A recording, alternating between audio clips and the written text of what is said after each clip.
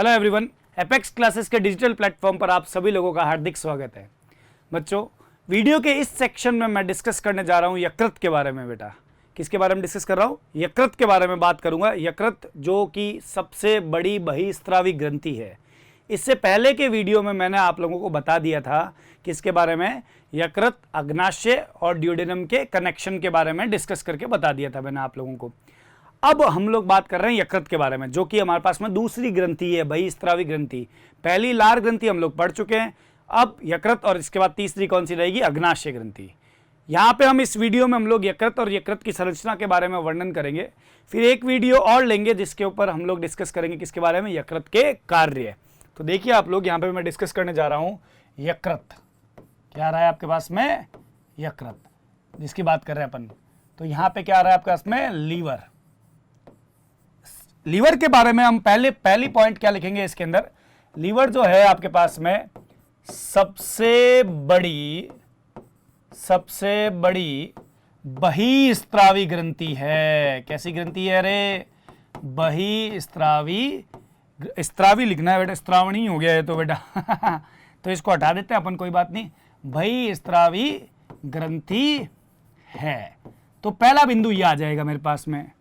दूसरा बिंदु, सबसे बड़ी बहिस्रावी है। सबसे बड़ी अंतःस्रावी कौन सी है? थायराइड ग्रंथि है।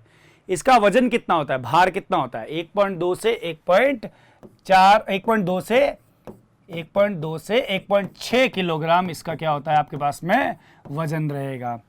ये स्थित कहाँ होती है? ये ग्रंथि स्थित कहाँ होती है? यकृत स्थित होता है जो डायफ्राम है। डायफ्राम के नीचे क्या आ रही है? उदर गुहा।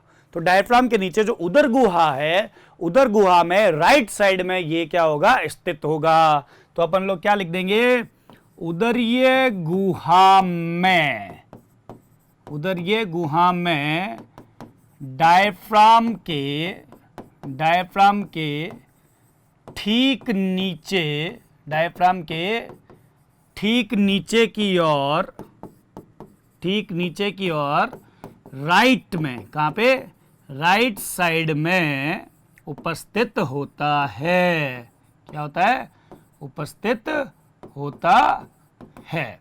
ये बात आपको यहां पे दिमाग में रखनी पड़ेगी, है ना, स्थिति के आधार पे। स्थित कहां पे होगा? उसके बाद में आता है संख्या। ठीक है, संख्या कितनी होती है? मानव शरीर में क्या होता है कि ये कितना होता है? 1 होता है। तो संख्या कितनी हो जाएगी? यकृत कितना है? 1 है। ये बात याद रखिएगा। उसके अतिरिक्त और बात क्या आती है? उद्भव, कि इसका उद्भव कहां से होता है।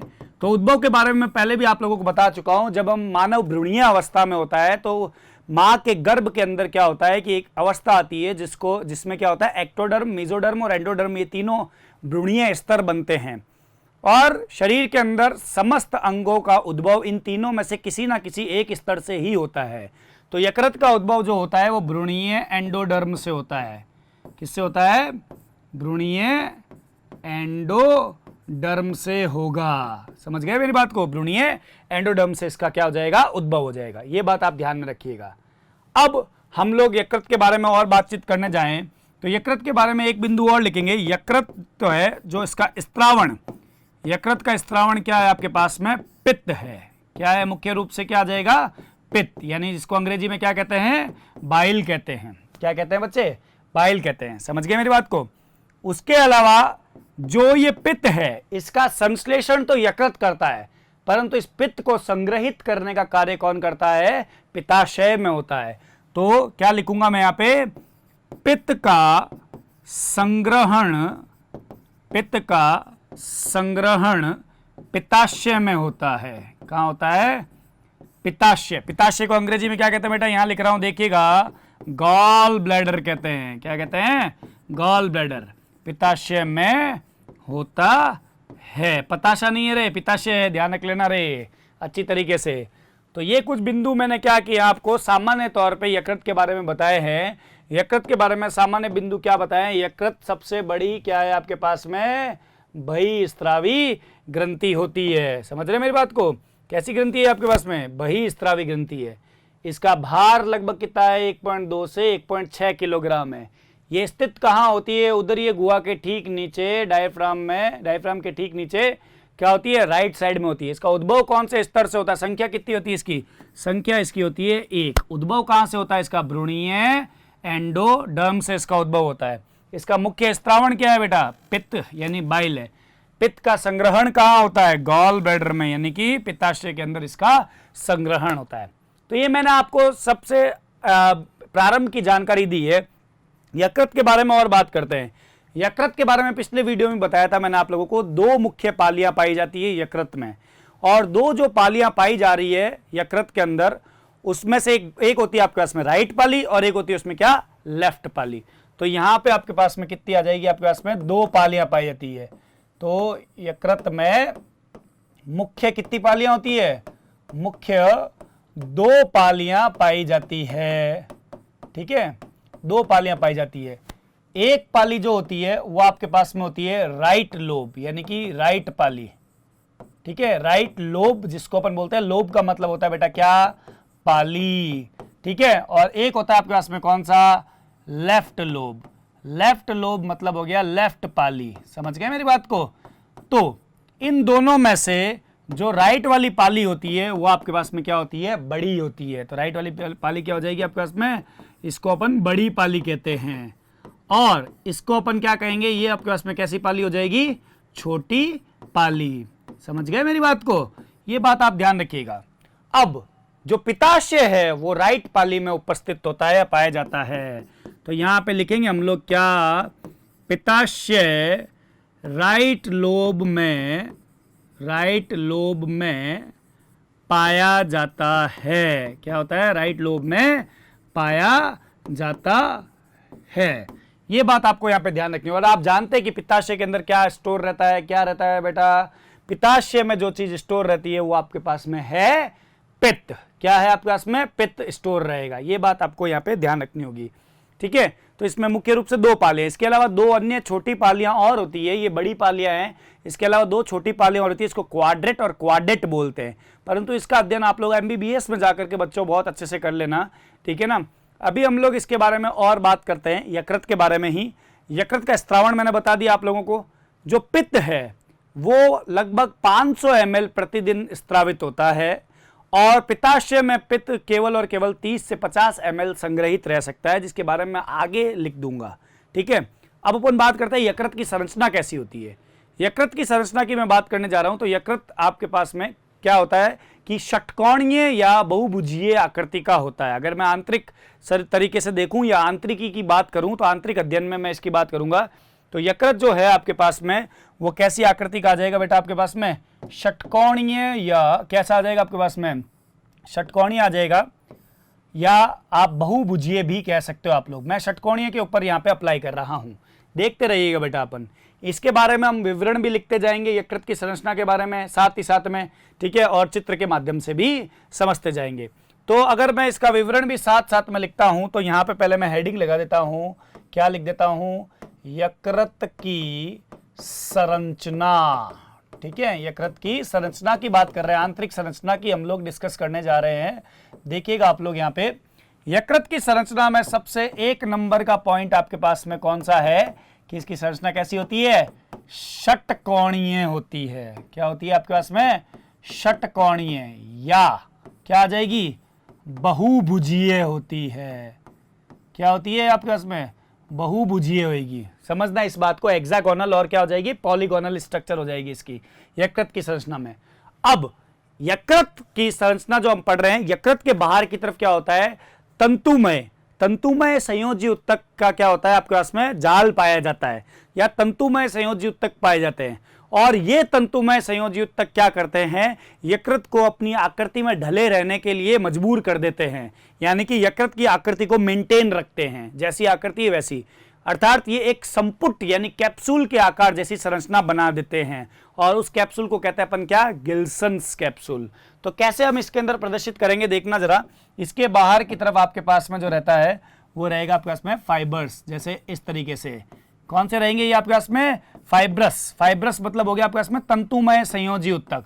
और ये तंतुमय संयोजी उत्तक थोड़े कठोर होते हैं, और इस वजह से क्या होता है, ये इसके चारों तरफ एक आवरण बना देते हैं और इस आवरण को एक संपुट नाम देते हैं और इस संपुट का क्या नाम होता है, गिल्सन्स कैप्सूल या गिल्सन संपुट। तो इसका नाम पहले मैं लिख देता हूं, यहां पे क्या आ जाएगा, गिल्सन संपुट कहेंगे इसको। समझ गए मेरी बात को, ये बात आप याद रखनी होगी। तो इसको बच्चों लिख कैसे सकते हो आप लोग, यहां पे लिखने का तरीका ये हो जाएगा बेटा आपके पास में, यकृत के बाहर की ओर, यकृत के बाहर की ओर एक तंतुमय संयोजी उत्तक से निर्मित संपुट पाया जाता है। संपुट मतलब कैप्सूल होता है बेटा, संपुट पाया जाता है जिसे क्या कहते हैं, गिल्सन कैप्सूल कहते हैं, जिसे गिल्सन संपुट कहते हैं। समझ गए बेटा आप, यहाँ पे ये पॉइंट मैंने किस प्रकार लिखा, इसी प्रकार आप लोगों को लिखना होगा बेटा, ठीक है। अब इसमें तीसरा बिंदु भी मैं यहाँ पे दर्ज करना चाहूंगा, वो है यकृत के केंद्र में एक बड़ी केंद्रीय शिरा पाई जाती है। क्या पाई जाती है, केंद्रीय शिरा। तो केंद्र में एक बड़ी यकृत शिरा पाई जाती है। क्या होती है, यकृत शिरा पाई जाती है। ये बात आप याद रखिएगा यहाँ पे। अब अगली बात यहाँ पे जिसके बारे में हम लोग बात करने जा रहे हैं, ये केंद्र में एक बड़ी यकृत शिरा पाई जाती है। इस यकृत शिरा के इर्द गिर्द जो है वो क्या रहती है, यकृत कोशिकाएं रहती है। क्या रहती है, यकृत कोशिकाएं। और वो यकृत कोशिकाएं एक प्लेट रूपी आकार में या प्लेट रूपी मैनर में रहती है। समझ रहे हो, तो याद रखना। इसके बाहर मैं लिख देता हूं पहले बिंदु, उसके बाद अपन चित्र की तरफ वापस चलते हैं, ठीक है। क्या लिखेंगे अपन लोग, केंद्रीय शिरा के चारों ओर एक क्या मिलेगी आपके पास में, केंद्रीय शिरा के चारों ओर, एक तो नहीं कहूंगा, यहां पे लिखूंगा कई यकृत कोशिकाएं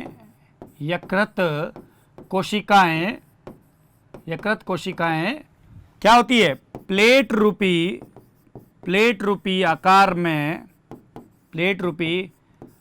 में पाई जाती है। समझ रहे मेरी बात को, याद रखिएगा। तो अब हम इसको क्या करते हैं, डायग्राम में दर्ज करते हैं। तो सबसे पहले हमारे पास में केंद्र में यहां पे क्या आ जाएगी, एक केंद्रीय शिरा। तो ये अपन इसको पहले ड्रॉ कर देते हैं, क्या आ गया अपने पास में, केंद्रीय शिरा। तो इसका नाम अपन लोग लिख दें यहाँ पे, क्या यहाँ पे लिख देते हैं इसका नाम केंद्रीय शिरा। ये मैंने यहाँ पे लिख दिया है। अब क्या होता है बच्चों, यहाँ पे आपके पास में जो मैं बताने जा रहा हूं उसको देखिएगा अच्छे से। यहाँ पे आपके पास में प्लेट रूपी व्यवस्था को दर्शाने के लिए मैं कुछ डैश डैश करके यहाँ पे लाइन को ड्रॉ कर रहा हूं। बाद में मैं इस लाइन को हटा दूंगा बेटा। यहाँ से एक लाइन मैंने यहाँ पे खींची है इससे रिलेटेड, एक लाइन में जैसे ये मेरे पास में आ गई ये लाइन, ठीक है।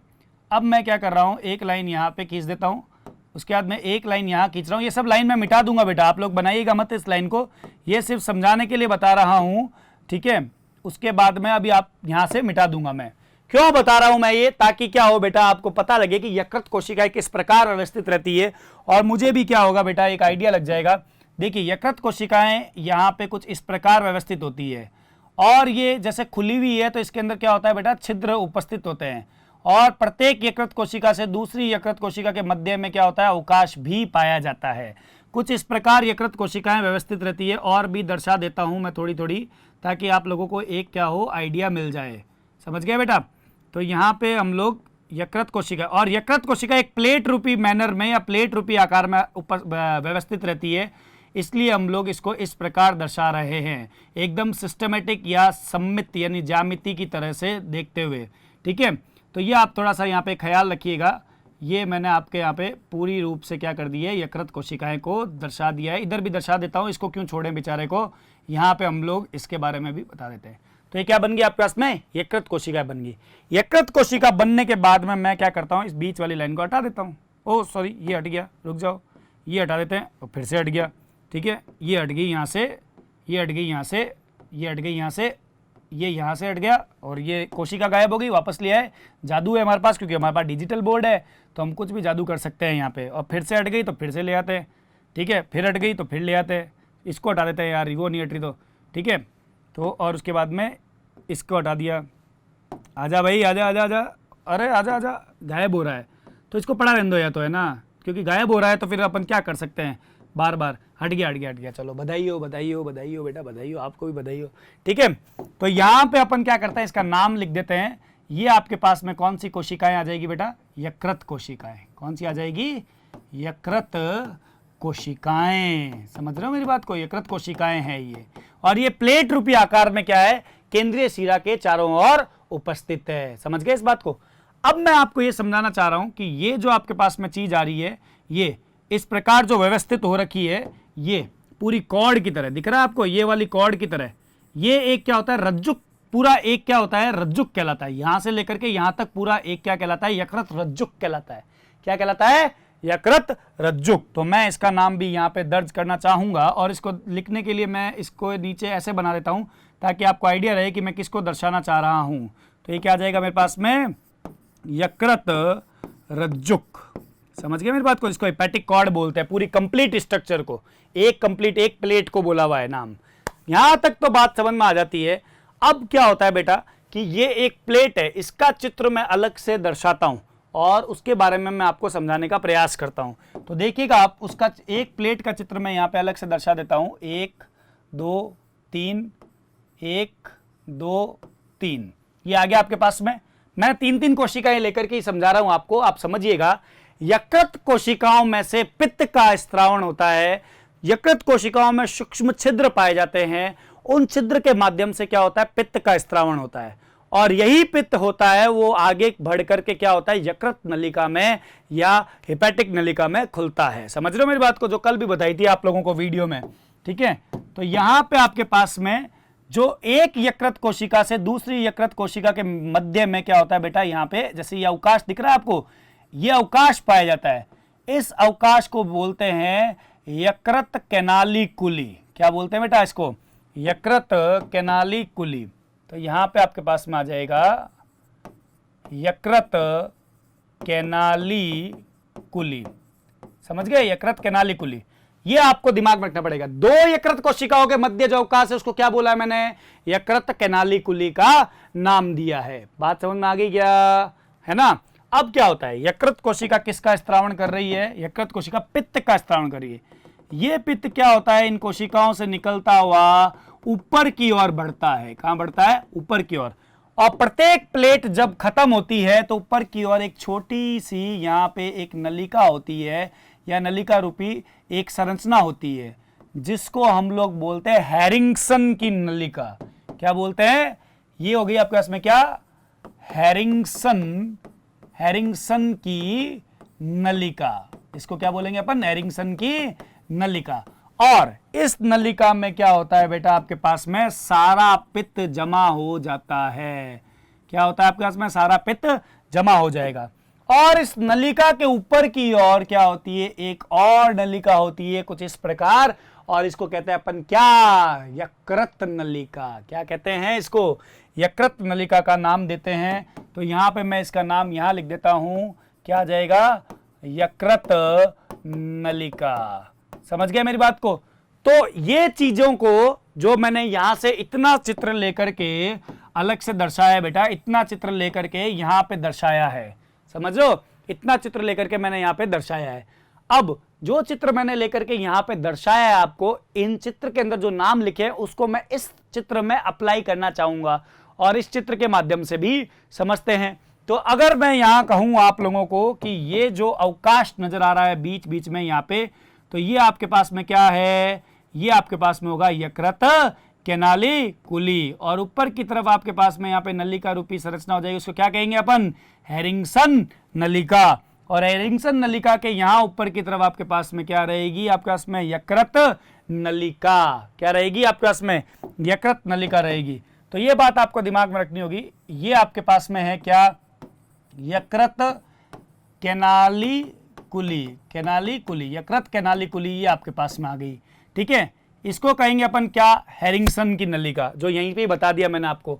और इसको कहूंगा मैं क्या बेटा, यकृत नलिका, हिपैटिक डक्ट, ठीक है, यकृत नलिका।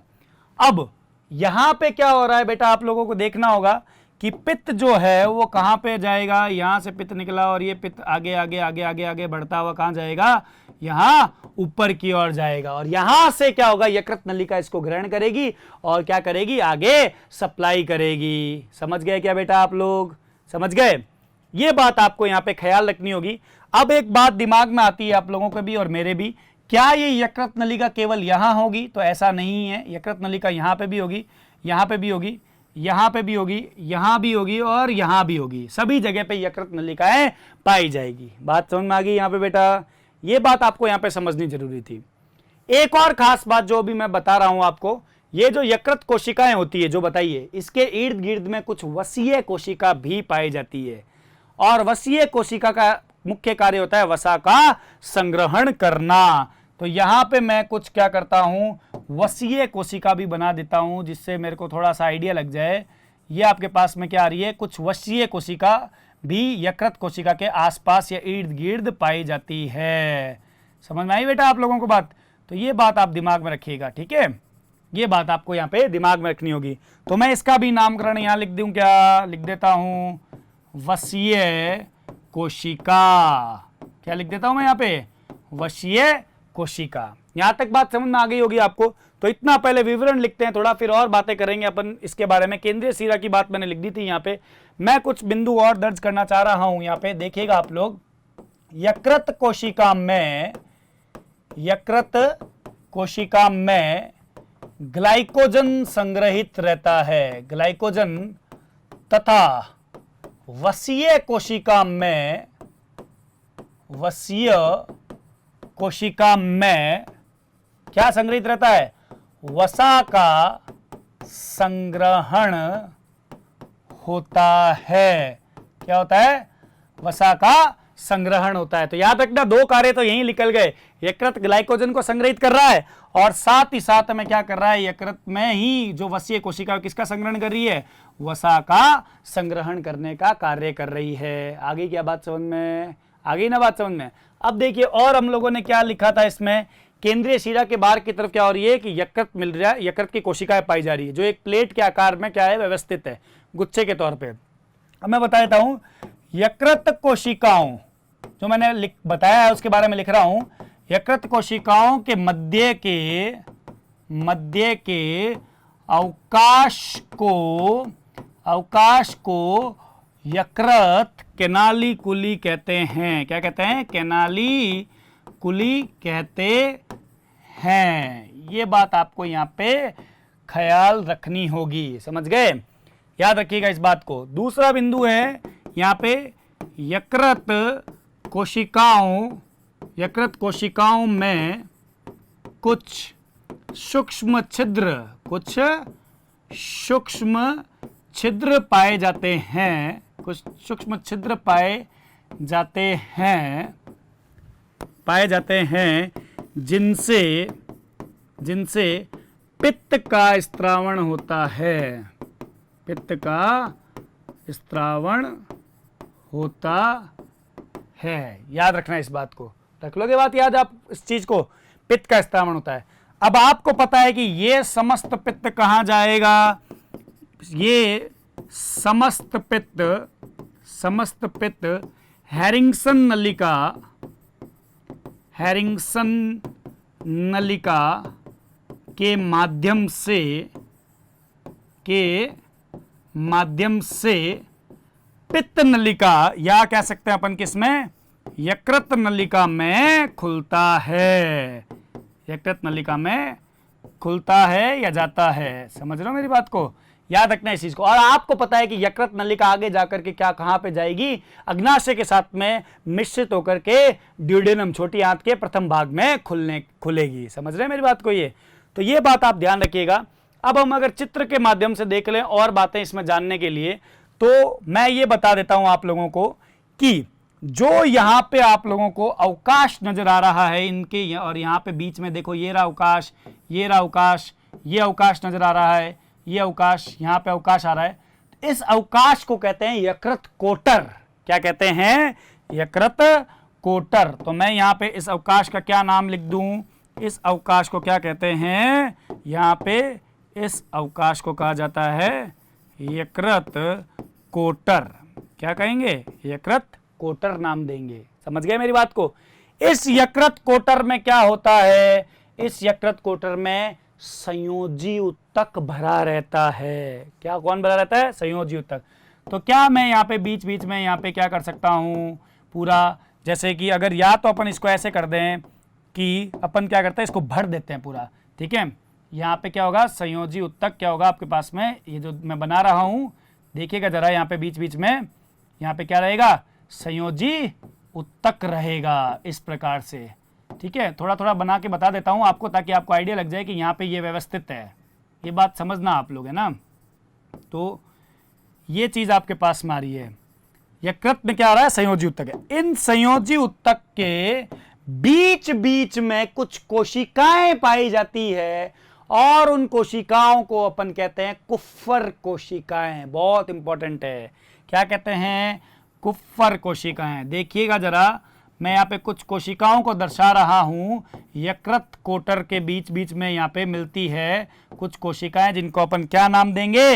यकृत कुफ्फर कोशिकाएं। ये आ जाएगी आपके पास में कुफ्फर कोशिकाएं। समझ रहे हो मेरी बात को? ये बात आपको यहाँ पे दिमाग में रखनी होगी बेटा, ठीक है ना। क्या मिल जाएगी? कुफ्फर कोशिकाएं मिल जाएगी। तो ये यकृत की संपूर्ण संरचना है।